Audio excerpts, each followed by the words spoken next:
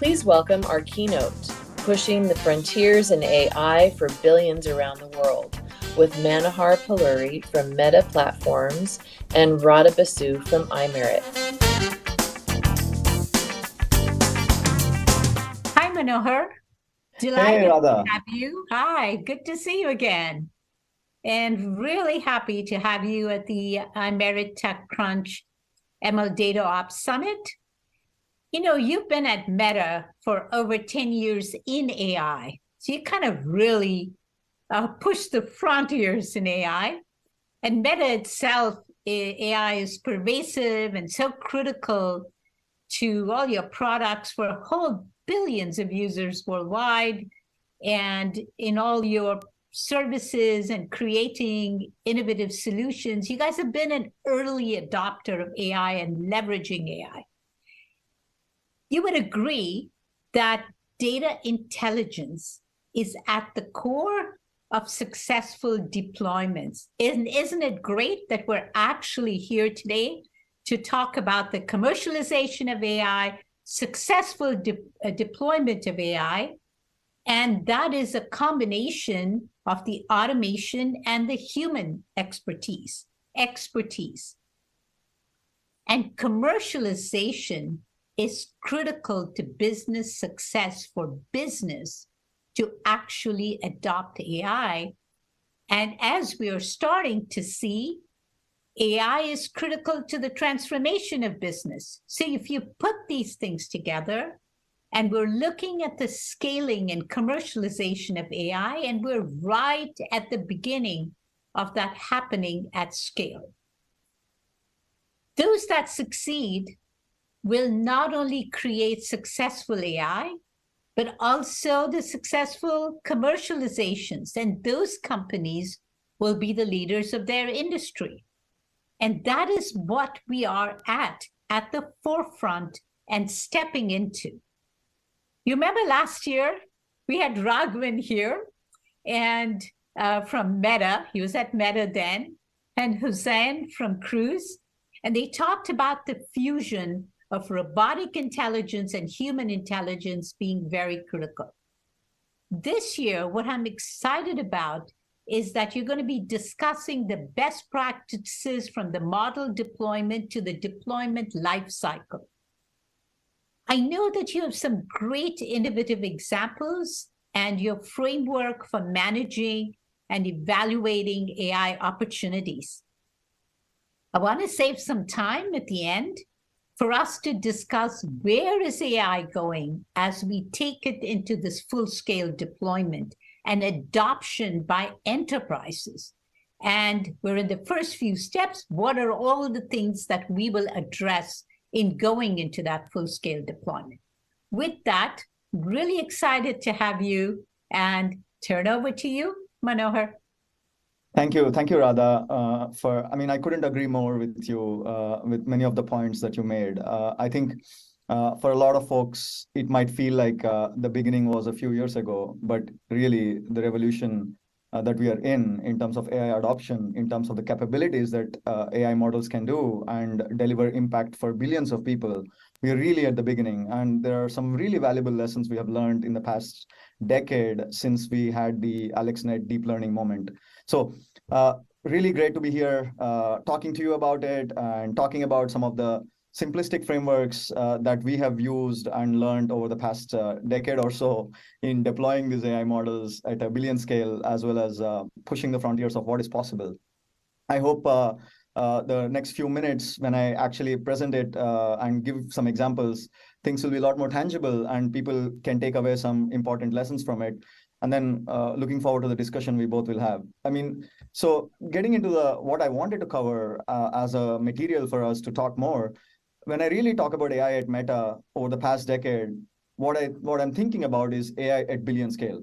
It's not AI research done in lab. It's not AI models that you build for a few people. It's really about building AI models in production and pushing what is possible in research, but at the end, asking the question, how will it serve more than a billion people? And that is where we are at in Meta, which serves almost 3.75 billion people today across all of the apps that we have.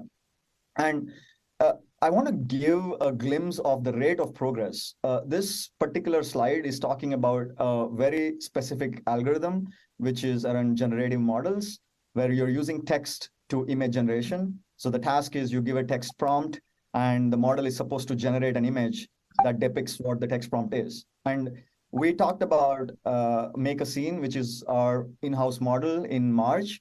And literally every month since then, there has been a new model in this space. And this is one of the areas in AI coming from various parts of the industry and academic institutions. This is the rate of progress in text-to-image generation. There's another model going from images to language, where we talked about a single multilingual model that can translate between 200 pairs of languages. This is the first of its kind, given the scale and the fact that it's a multilingual model that can do it. And this technology is now made available and is powering the translations for billions of posts on Facebook and many of our platforms. And the significant improvement in accuracy is commendable. So this is a progress in language.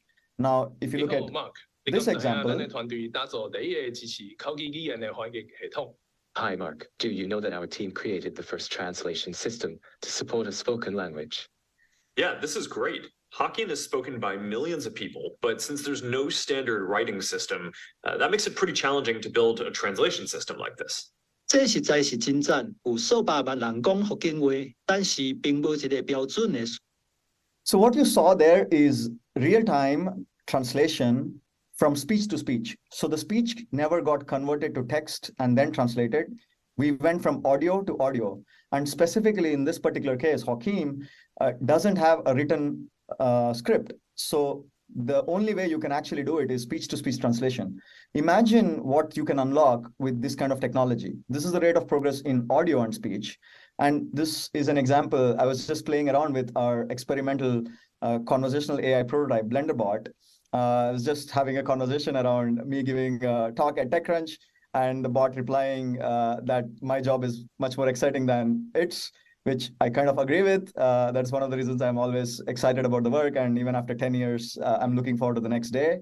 And I asked it for fun, what is a good way, or what is an advice to give a good talk? And the answers are legitimately good.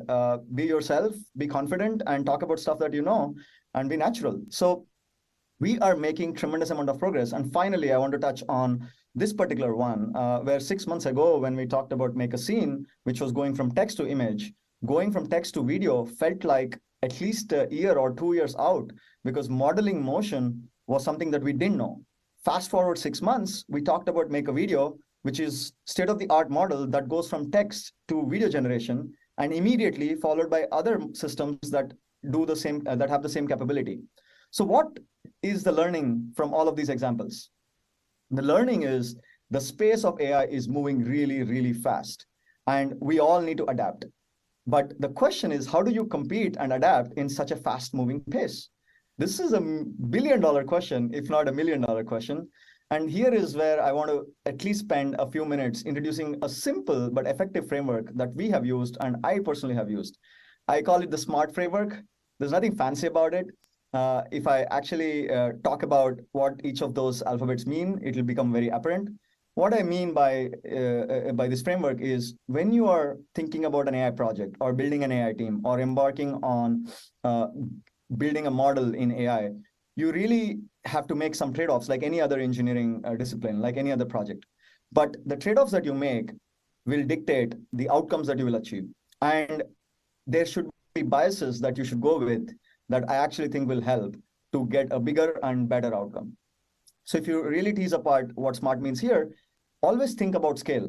I have seen this pattern where a lot of engineers and a lot of teams think about a particular scale, but eventually realize that they need to 10x that scale, they need to 100x the scale. And a lot of effort is wasted in rewriting things, in re-instrumenting things. So really, a lot of the breakthroughs that we are looking at today, and where research is going, is scaling up models, scaling up data efforts, scaling up the compute that we need to train these models, And when you engineer your systems with scale in mind, so if you're thinking about millions today, you might probably want to build your system for tens of millions, if not billions, or maybe even billions.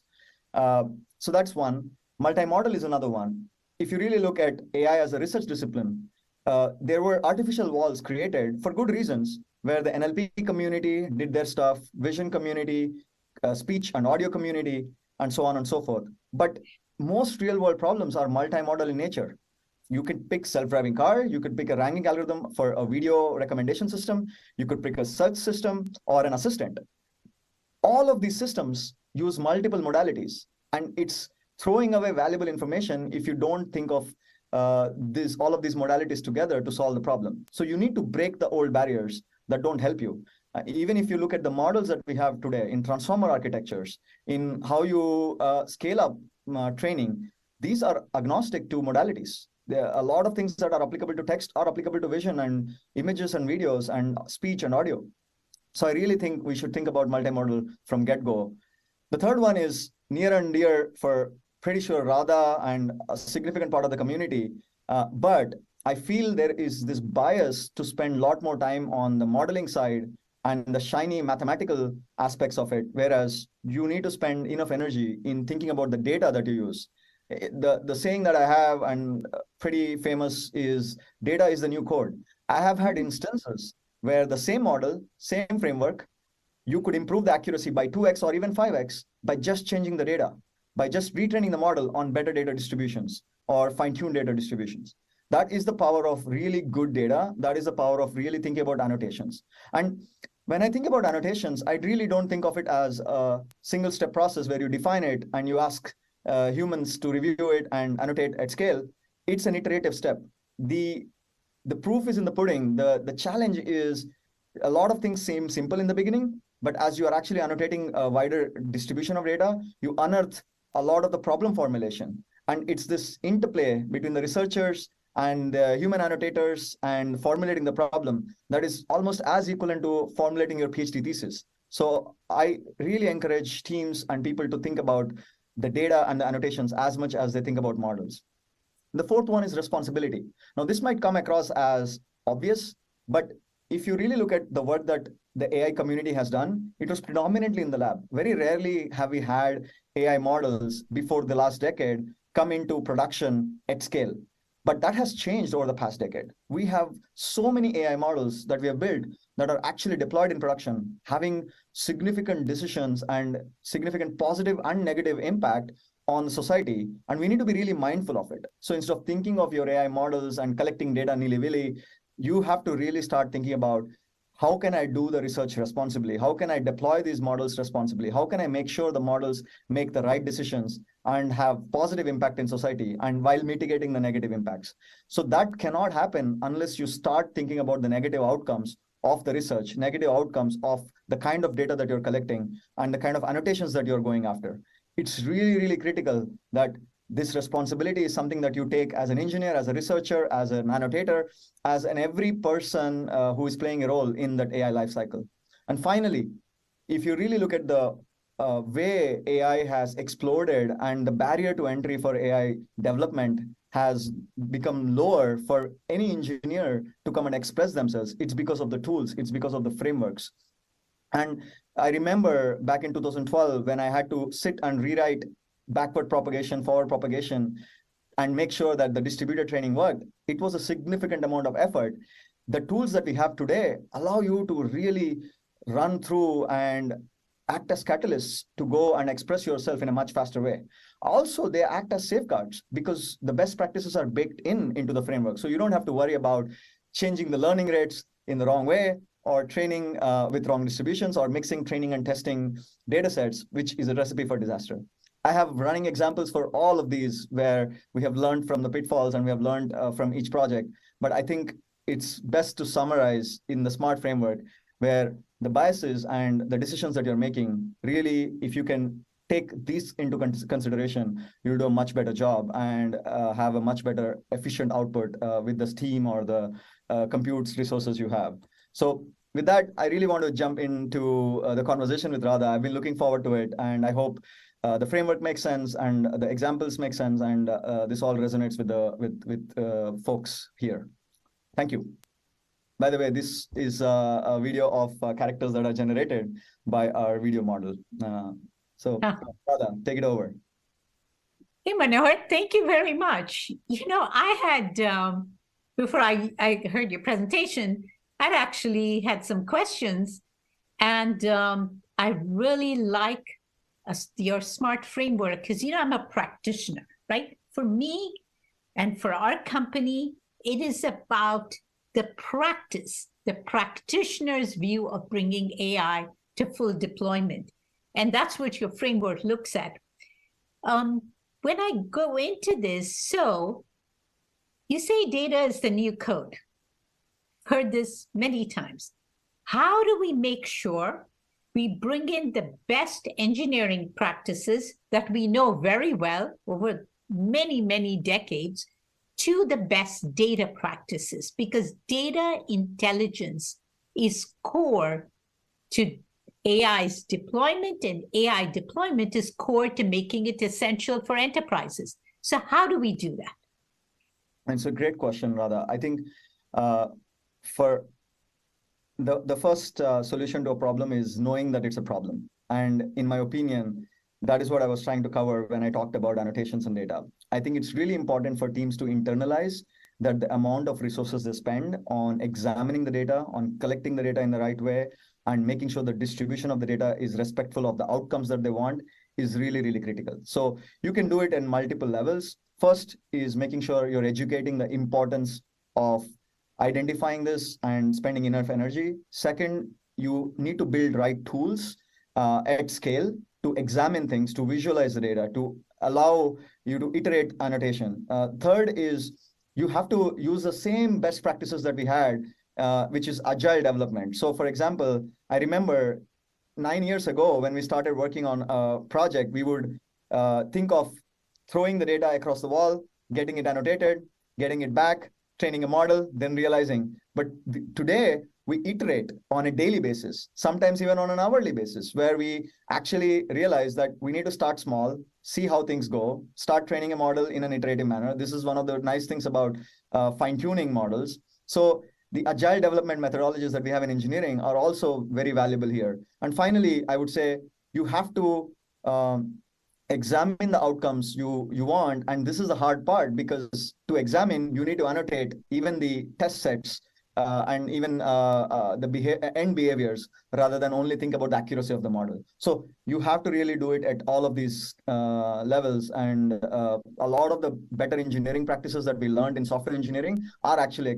directly applicable in data engineering as well. Absolutely. And then as we, just to take this further, what we see, because we have over 6,000 people, they're all in AI. And you talked about the multimodal, and we very much emphasize the need for having our people trained in experts in computer vision, the expertise in that, which is over a wide range of applications, of autonomous to med AI, to geospatial, etc. And then there's the NLP, and then there's now more recently a lot of conversational AI, audio AI, and as you pointed out, as we are starting to see the AI image generators, text to image. So, and we're seeing more recently, I would say in the last 2 years, many clients who bring in the multimodal piece. And so that expertise and the cross-training across different, the multimodal aspects, we feel is very important.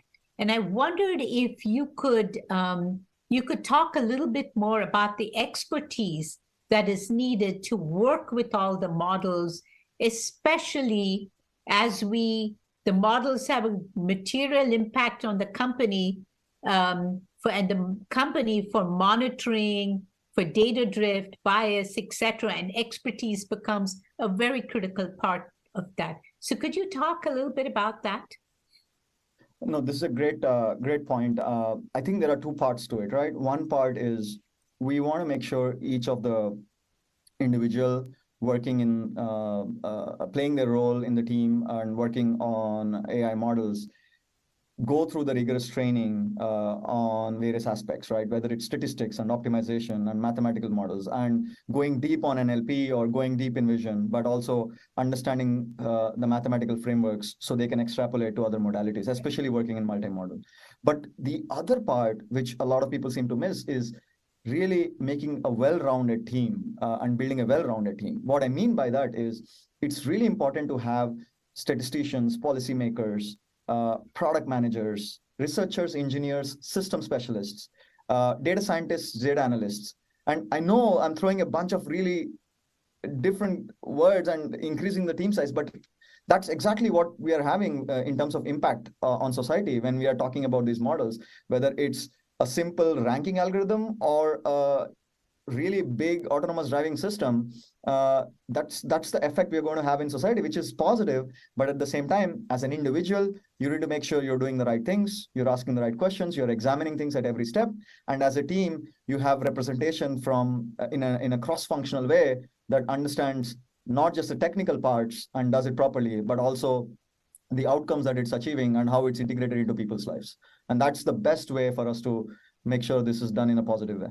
A positive outcome. I'd agree more. I think as we go into the full-scale deployment with anomalies and test case scenarios and synthetic data, we believe to achieve that highest quality data and the data intelligence, you need that combination of technology, talent, and technique, something that as a company and personally myself, we feel very strongly. In fact, I guess I would even go out and say, if you don't have those three, it's very hard to really succeed in full-scale deployment of AI.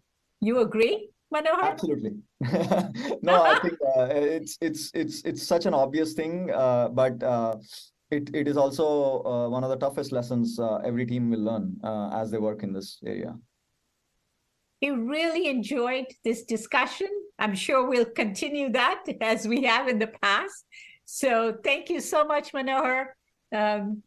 Excellent energy. I agree more with the things that you said. It was a pleasure, Radha, to talk about this framework and simplify things. But also, I'm looking forward to, how we push the frontiers in AI and scale things even further. And iMerit as well as TechCrunch and all of the entities will play a significant role in pushing this forward. And the world is looking out for more and more impactful things. So it's ready. Yep. And you'll hear a lot of them today, real practitioners, and that's the focus of this whole summit. So thanks. Thank you. Yeah. Thank you. Bye-bye.